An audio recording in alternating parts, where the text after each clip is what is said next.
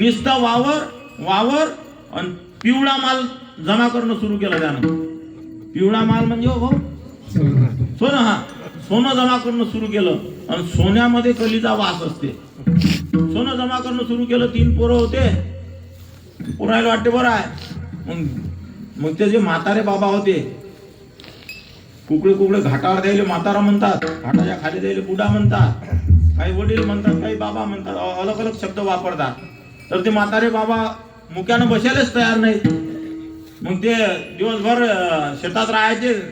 संध्याकाळी जेवण केलं की म्हणत ते रोयटी येतात, मी जागल जातो. पोरं म्हणत काय जाता जागल नाही म्हणे, काय घरी झोपणं काय, वावरात झोपणं काय.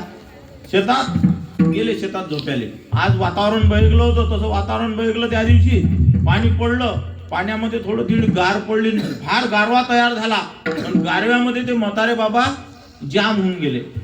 शरीर त्याचं जाम झालं. शरीर इतकं जाम झालं, हातपाय हालणे बंद झाले एकदम. बोलणं जबानही चालली गेली. पोरायला वाटलं बाबा लय दिवस खूप टाइम उराला, बाबा आले नाही.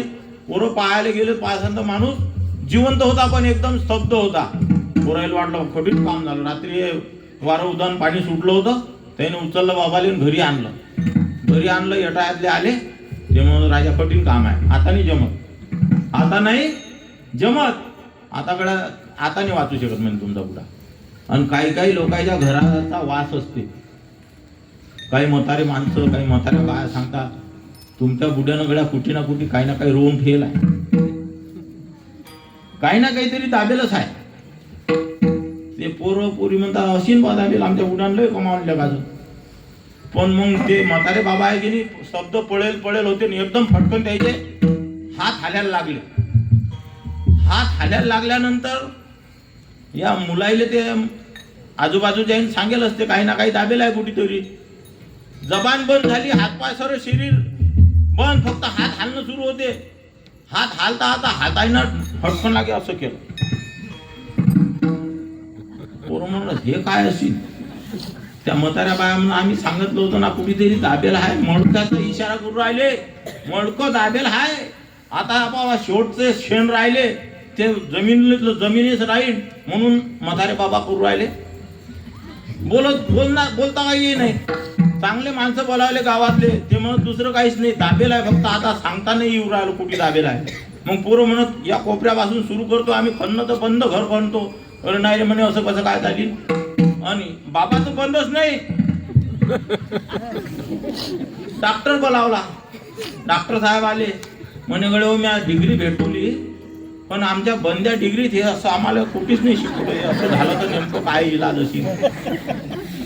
सरे परेशान झाले. पण ते बाबा कातोड्या नव्हते.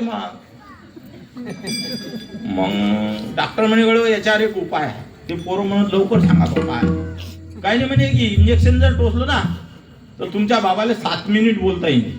7 मिनिटात तुम्ही विचारून घ्या हा काय प्रकार आहे. लोक म्हणत उरलं मेळच आहे काहीतरी.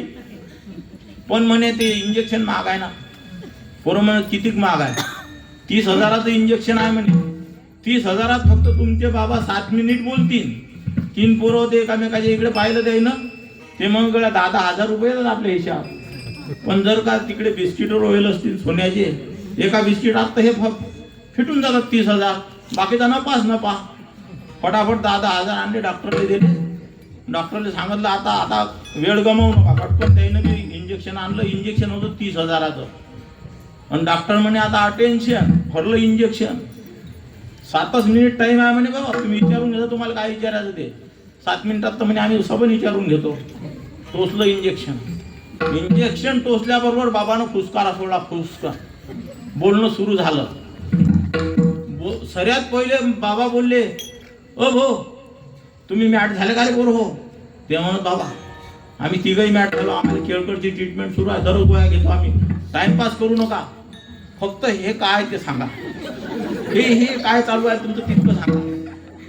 अरे म्हणे मॅट हा तुम्ही मॅट. हे 2 घरं सोडून 3ऱ्या घरी ते सरलाबाई राहते की सरलाबाई. अरे तिनं रवा गायाची चायनी नेलाय. 8 दिवस झाले. तिथं डाब्याचा विचार आहे. बसवते ते त्या रवा गायाची चायनी आता घेत नाही. ते दाबते ते पोरं म्हणत बाबा हे तेच होतं का. हो म्हणे रवा गायाची चायनी सरलाबाईनं नेला माजूळून. तुमचं ध्यान नाही. मी सांगू राहिलो तुम्हाला तर तुमचं काही लक्षात नाही येऊ राहिलं. तो लायना पोरगा म्हणे, बाबा ते रवा काय ती ताईने आणली होती केवढ्या, म्हणजे ते 30 रुपयात आणली होती. अरे 30,000 पडली ते ताईने. 30,000 गेले म्हणे इंजेक्शनचे. म्हणजे काय, जो सप्त्यात नाही, एक्क्यात नाही, हरिपाठात नाही, त्याला असे दणके बसतात. विठ्ठला ठेवलेला आहे, जे लिहून ठेवलेलं आहे ते अमर शब्द आहे. लाख मोलाचे शब्द आहे. आणि त्या गंगा पुत्राला ते सुटलं नाही. आणि जो देवाचा बाप होता, ब्रह्मांडाचा नायक